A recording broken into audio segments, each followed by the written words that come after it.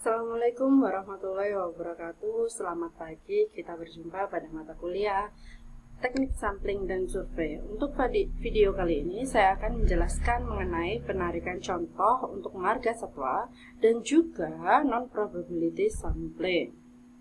Untuk penarikan contoh populasi marga satwa, nah pendugaan populasi ini dimaksudkan untuk menduga pertumbuhan, evolusi dan juga pemeliharaan. Nah, nanti di sini ada dua cara untuk penarikan sampelnya, yaitu langsung dan juga kebalikan. Kita langsung ke langsung ya. Jadi penarikan contoh langsung itu caranya dengan menangkap hewan sampel, kemudian memberi label dan dikembalikan lagi ke populasi. Jadi setelah ditangkap, dia diberi label baru dikembalikan lagi ke populasi. Selang beberapa waktu kemudian, misalkan 2 bulan, kita menangkap kembali hewan-hewan dari populasi tersebut. Nah, ini kita sebut dengan penangkapan kedua. Lalu kita akan menghitung hewan yang ada pada penangkapan kedua yang memiliki label itu ada berapa saja. Nah, ini kalau misalkan N besar itu adalah ukuran total populasi ya.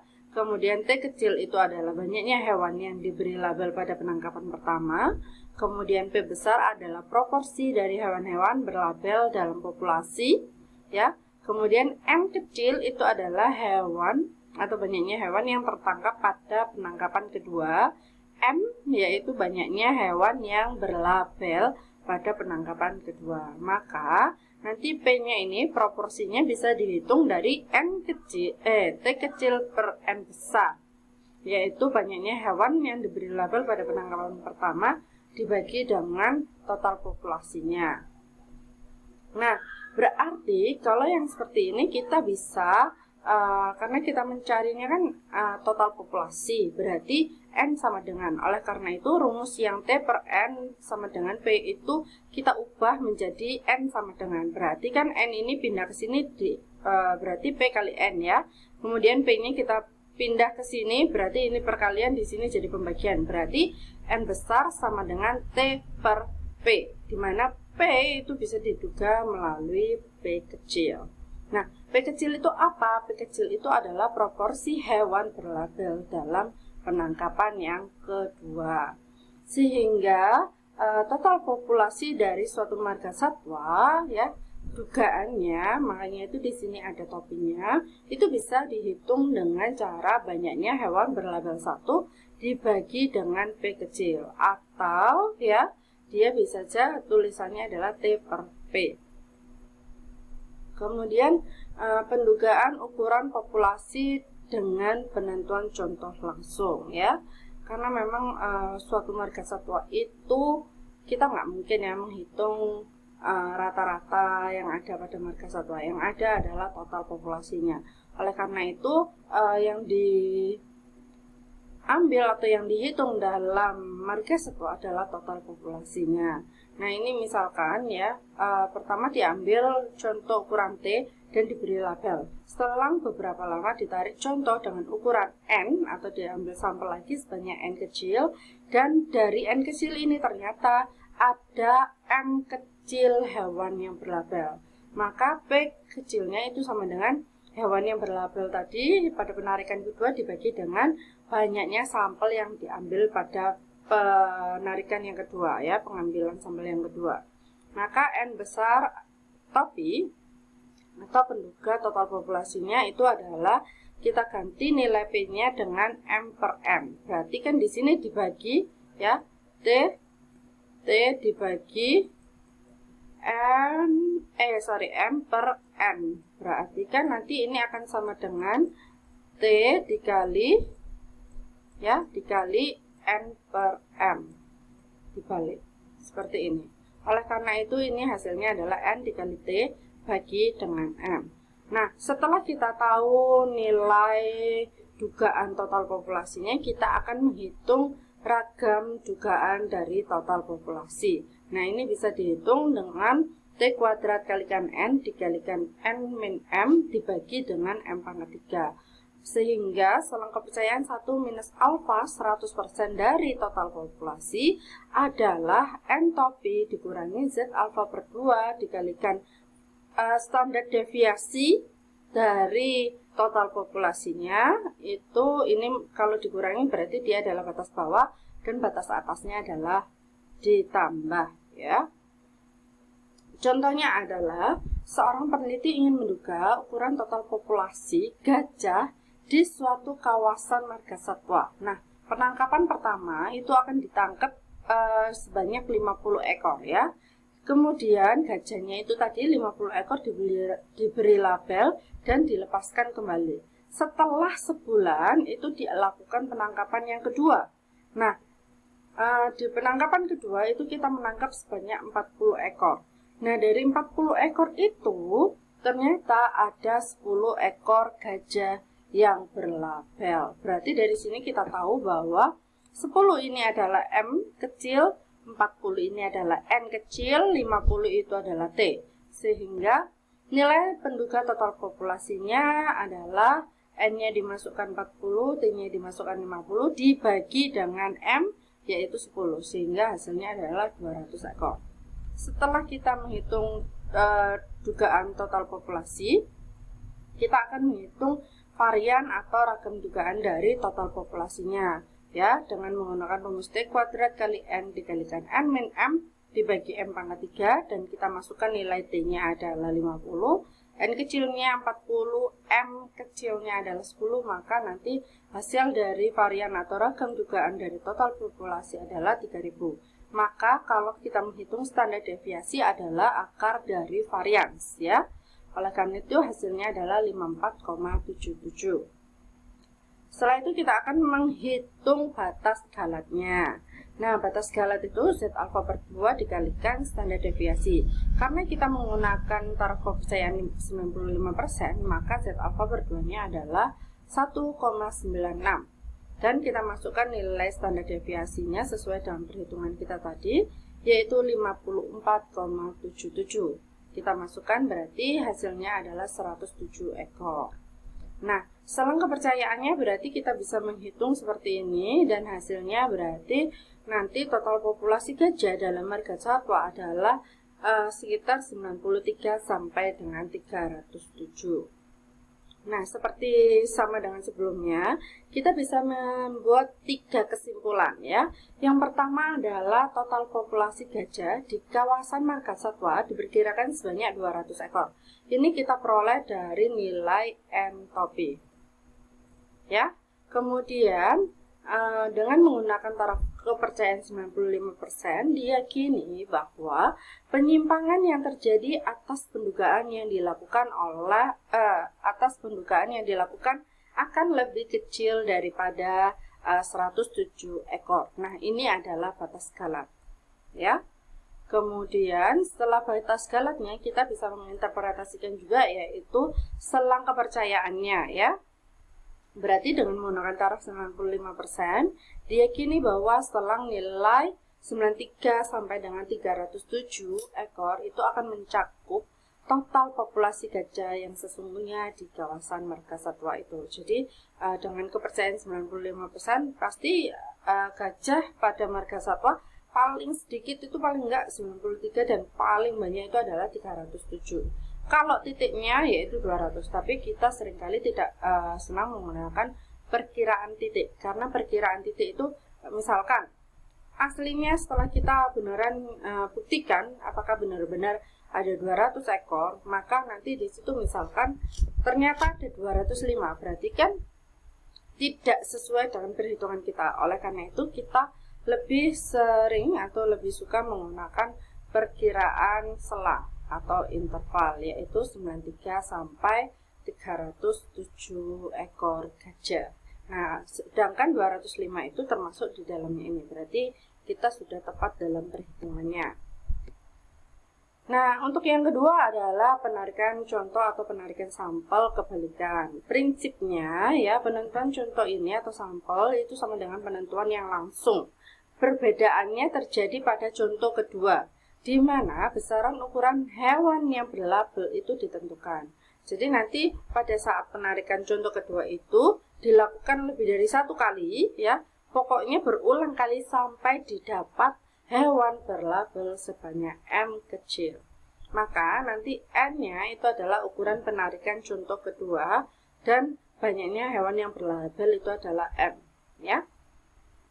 Dengan demikian nanti M-nya itu adalah banyak hewan yang berlabel dan N-nya itu juga adalah yang penangkapan kedua semuanya. Dan ini masih sama definisi M dan N-nya, perbedaannya adalah cara mengambilnya. Kalau di contoh langsung itu adalah nanti yang kedua langsung diambil sebanyak N. Jadi N dulu yang ditentukan. Ya, nanti baru dihitung M-nya. Tapi kalau contoh kebalikan, M-nya dulu yang ditentukan ya. Yang ininya yang ditentukan terlebih dahulu, baru nanti kelihatan N-nya ada berapa. Seperti itu. Maka nanti untuk penentuan nilai proporsi dan juga total populasi itu masih sama. Sedangkan untuk nilai ragam dugaan itu sudah berbeda karena nanti banyaknya itu juga berbeda ya. Di sini untuk penyebutnya itu sama, pembilangnya sama, penyebutnya itu berbeda. Kalau yang dicontoh langsung itu penyebutnya adalah M pangkat 3, sedangkan di sini untuk contoh kebalikan itu adalah M kuadrat dikalikan M plus 1. Sehingga selang kepercayaan 1 minus alfa kali 100% dari N adalah nih ya, sesuai dengan yang seperti biasanya dan ini masih tetap sama dengan penarikan contoh langsung. Nah, contohnya adalah seorang peneliti ingin menduga populasi burung cendrawasih. Nah, untuk yang penarikan pertama atau pengambilan sampel pertama itu sebanyak 500 ekor. Kemudian dilabel dan dilepas kembali. Setelah 3 bulan, diambil lagi sampel yang kedua, di mana nanti harus ada burung cendrawasih yang berlabel sebanyak 100. Nah, untuk mengambil sampai berlabelnya itu 100, maka kita mengambil sebanyak 250. Ternyata harus mengambil 250 ekor.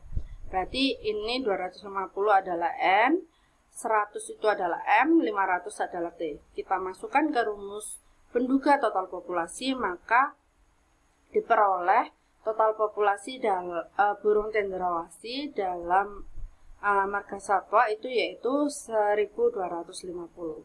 Sedangkan untuk ragam dugaan atau variansnya bisa kita hitung ya. Kita masukkan sesuai dengan rumusnya, hasilnya adalah 9282,18 sehingga standar deviasi adalah akar dari varian hasilnya yaitu 96,34. Baru kita bikin batas galatnya dengan alfa 5%, berarti Z alfa per 2-nya 1,96. Hasil batas galatnya adalah 189. Dan kita bisa hitung selang kepercayaannya seperti ini, tinggal kita masukkan saja nilai dugaan dikurangi dengan batas galat, itu batas bawah. Untuk batas atasnya adalah total populasi dugaannya, itu ditambah dengan batas galatnya. Hasilnya berarti burung cendrawasih tadi ada total populasinya sekitar 1061 sampai dengan 1439. Kesimpulannya masih sama ya dengan yang sebelumnya. Ini adalah total populasi berarti entropi dan ini adalah batas galat, sesuaikan dengan kalimatnya. Kemudian yang ini adalah selang intervalnya. Saya akan lanjut. Nah, selain mengenai penarikan contoh marga satwa, pada video kali ini juga saya akan menjelaskan mengenai non-probability sampling. Nah, non-probability sampling itu tidak semua unit sampel itu mempunyai kesempatan yang sama untuk terambil sebagai anggota sampel. Untuk pemilihan anggota sampelnya itu didasarkan pertimbangan peneliti, baik karena alasan kemudahan, sifat-sifat tertentu, waktu maupun biaya. Jadi kenapa untuk yang pertama itu tidak semua unit sampel memiliki kesempatan yang sama untuk terambil sebagai anggota sampel, berarti nanti karena tidak memiliki kesempatan yang sama, maka probabilitas terambilnya pun juga tidak sama ya. Dan juga berarti mereka tidak dilakukan secara random, karena nanti pemilihannya itu juga berdasarkan suatu pertimbangan peneliti. Dan yang terakhir untuk kasus non-probability sampling itu biasanya kesimpulan yang didapat itu tidak ditujukan untuk mengeneralisir populasi. Nah, ini adalah perbedaan dari probability dan juga non-probability sampling. Dari segi definisi itu sudah kelihatan bahwa kalau probability sampling itu dia di mana subjek populasi mendapatkan kesempatan yang sama untuk dipilih sebagai sampel yang representatif. Sedangkan di non ya ini kan karena memiliki kesempatan yang sama.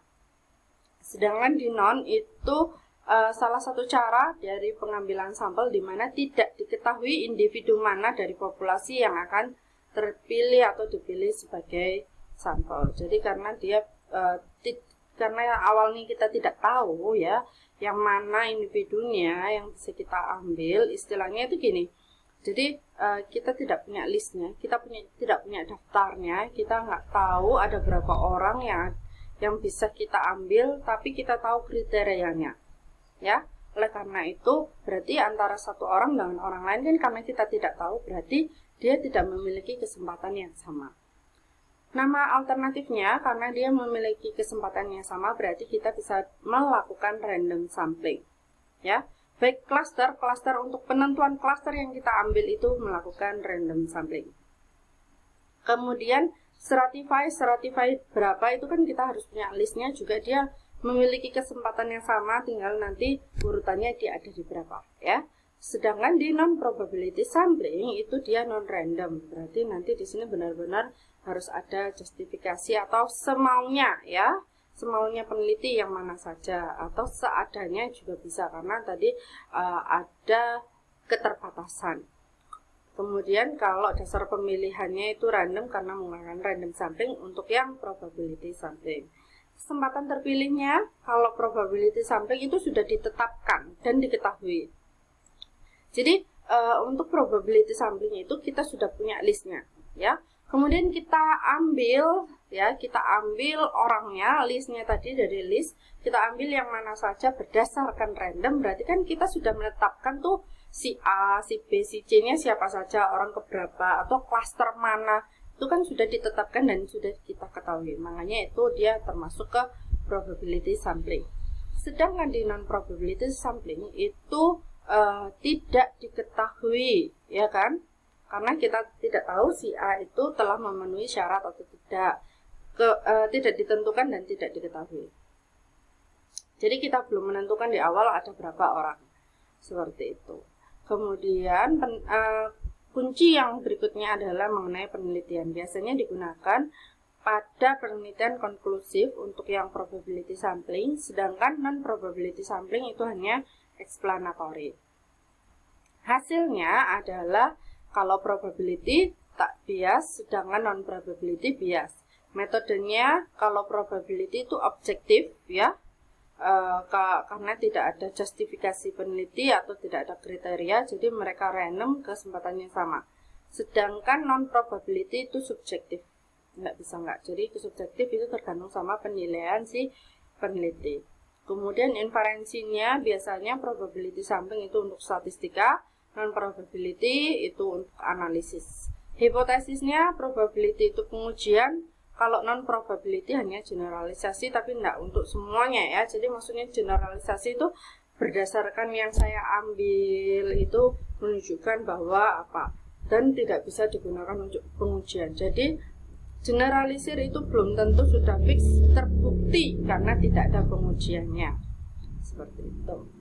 Nah, secara umum, karakteristik non-probability sampling adalah memiliki kelemahan yang pertama, yaitu sampelnya tidak random, tidak dapat digeneralisir, ya. Jadi di sini tidak dapat digeneralisir untuk, maksudnya generalisir ini adalah yang hasil pengujian itu kan kalau sudah pasti signifikan berarti dia bisa digunakan untuk menduga populasi. Tapi yang dimaksud di sini hanya generalisir itu adalah berdasarkan penelitiannya aja atau satu kelompok kriteria itu saja, ya. Kemudian karakteristik subjek yang dipilih sangat unik sehingga tidak menggambarkan populasi. Nah, ini ya, paling penting karena dia tidak menggambarkan populasi, berarti generalisirnya khusus untuk karakteristik subjek yang terpilih saja. Ya, itu hanya untuk yang non probability sampling. Sedangkan yang probability itu bisa digunakan untuk suatu pengujian. Keuntungannya adalah biayanya murah, tidak perlu kerangka sampel, dan tidak perlu mengetahui besarnya populasi, dan tidak perlu tempat tinggal tertentu. Jadi kita bisa berguna-guna. Untuk non-probability sampling ada beberapa contoh dalam pengambilan sampelnya, yaitu ini hanya contohnya saja dan masih banyak yang lainnya. Yang pertama adalah aksidental, dan yang kedua adalah purposive. Yang ketiga adalah kuota, dan yang keempat adalah snowball. Akan saya jelaskan satu persatu ya. Accidental sampling. Sampel dipilih dari siapa saja yang kebetulan ada dan mau diwawancarai. Dengan demikian, sampel ini tidak merepresentasikan populasi secara keseluruhan. Jadi di sini karena memang ada persyaratan, kadang-kadang sebenarnya si responden itu mau apa tidak sih kita wawancarai, itu berarti hati-hati di sini ya, karena nggak semuanya mau diwawancarai. Biasanya accidental sampling itu dilakukan untuk mengetahui perilaku pembeli di supermarket atau di plaza. Jadi nanti kita datang ke plazanya atau di supermarketnya, kemudian kita akan mewawancarai atau memberi pertanyaan kepada pembeli yang ada di supermarket seperti itu. Dan tidak semua orang mau disurvei mengenai pembelian suatu produk. Yang kedua adalah purposive sampling. Anggota sampel yang dipilih dia berdasarkan ciri-ciri khusus yang dimiliki oleh sampel. Nah, sampelnya itu dipilih sedemikian rupa sehingga relevan dengan rencana penelitian. Kemudian, purposive sampling itu bisa juga sebagai judgmental sampling karena ciri khusus dari sampel ditentukan oleh peneliti. Misalkan saja kita akan meneliti suatu ibu rumah tangga yang merupakan lulusan universitas, baik itu diploma maupun sarjana dan seterusnya, pokoknya dari universitas. Berarti itu kan sudah ciri-ciri khusus yang dimiliki oleh responden. Berarti kita harus menggunakan purposive sampling atau judgmental sampling karena dia ada sampelnya itu ditentukan oleh peneliti. Kemudian ada kuota sampel ya. Di kuota sampel itu pengambilan sampelnya didasarkan pada pertimbangan peneliti baik ukuran maupun karakteristik sampel. Berarti nanti di sini di kuota itu adalah contohnya ya. Kita akan mengambil 100 orang nih. Nanti di 100 orang itu saya bagi jenis kelaminnya itu 50 perempuan dan 50 laki-laki dan harus berusia 15 sampai 40. Bedanya dengan yang purposive sampling itu kita bisa saja mengambil semuanya, semua orang, ataupun nanti purposive dan juga kuota sampel kita jadikan satu juga bisa. Jadi nanti di sini karena purposive sampling itu ada ciri khusus, yaitu misalkan ini kan dia di antara 15 sampai 40. Tapi kuota sampel itu lebih cenderung nanti penentuan banyak sampelnya ada di mana. Jadi di sini nanti saya mau ngambil 100 orang nih, 100 orang di mana 50 orang perempuan dan 50 orang laki-laki. Seperti itu. Pokoknya kuotanya sampai terpenuhi ya. Kalau belum terpenuhi berarti dia terus akan mencari. Seperti itu. Kemudian ada snowball. Dia adalah merupakan metode penarikan sampel dengan cara berantai. Metode penarikan ini bermanfaat ketika ada suatu keperluan untuk mengetahui karakteristik dari populasi yang sebelumnya tidak dikenal. Nah, teknik penarikan sampel ini biasanya ditujukan untuk mengeksplorasi karakteristik dari populasi.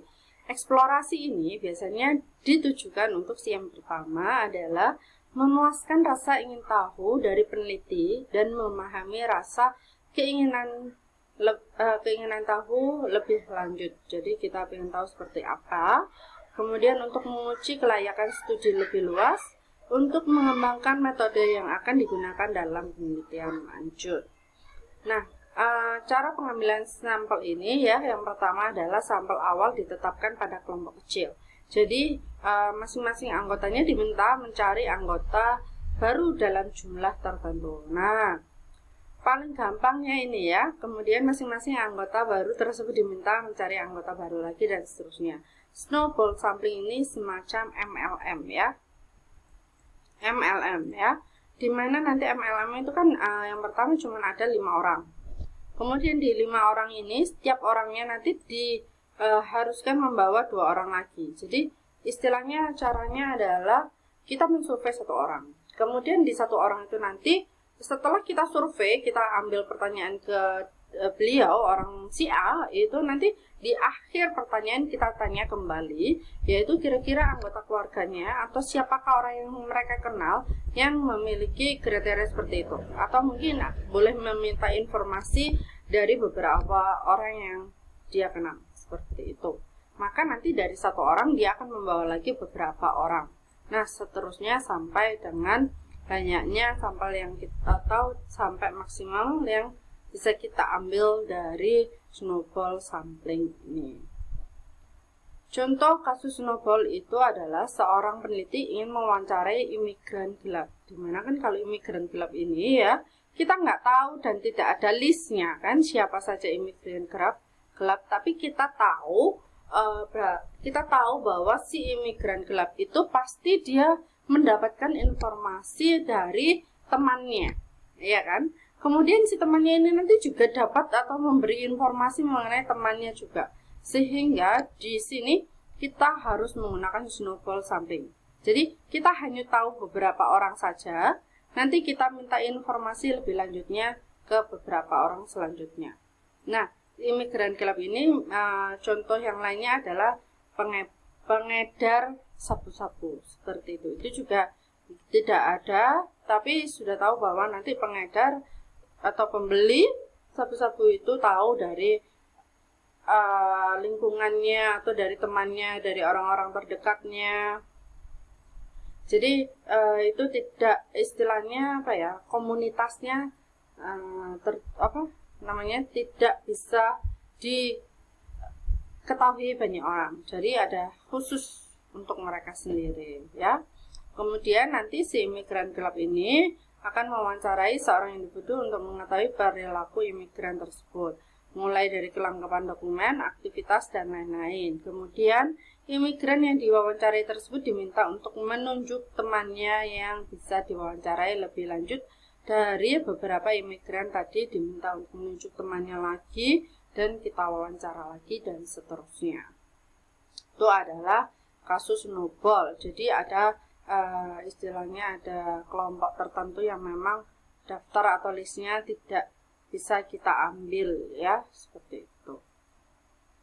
Sekian dulu untuk materi penarikan contoh marga satwa dan juga non-probability sampling. Terima kasih. Sekian dulu. Jangan lupa untuk like dan juga subscribe. Bye-bye.